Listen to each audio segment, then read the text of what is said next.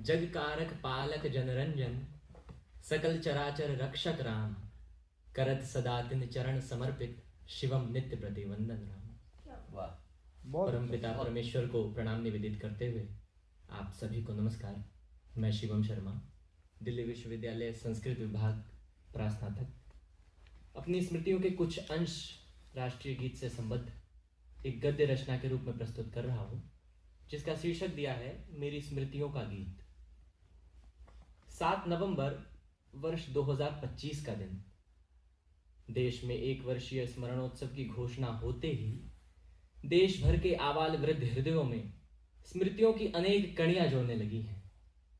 यह स्मरणोत्सव है हम सबके हिस्से में आई अपनी अपनी उन स्मृतियों का, जो हम सबको किसी न किसी रूप में एक स्वर से जोड़ रही हैं। मैं नहीं जानता कि 7 नवंबर के ही दिन वर्ष 1875 में जब बंग दर्शन पत्रिका के किसी पन्ने पर वंदे मातरम की पंक्तियां प्रकाशित हुई होंगी, उस वक्त देश भर की क्या प्रतिक्रिया रही होगी। लेकिन मानता हूं कि उस वक्त भला बंकिम बाबू भी कहां यह जानते होंगे कि उनकी कलम से निर्गत एक एक शब्द सदियों के बाद भी देश भर की भावनाओं को उद्वेलित करता रहेगा।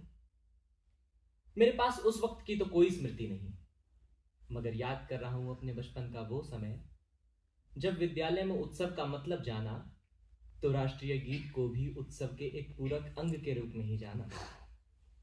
कुछ आवाजें, कुछ दृश्य हमारी आंखों या कानों के रास्ते सीधा आत्मा तक पहुंचकर हमारी भावनाओं को उस दहलीज तक खींच ले जाते हैं जहां उनसे हमारा पहला परिचय हुआ था। तभी तो जब भी कभी मैं तिरंगे को राष्ट्रीय गीत के बोलों पर लहराता हुआ देखता हूं तो आज भी लगता है कि कल ही तो था। वर्ष 2009 मेरे जीवन का 8वां वर्ष। मेरी स्मृति में अपने जन्म स्थान से मेरे पैतृक गांव की पहली यात्रा, एक प्रदेश से दूसरे प्रदेश की यात्रा।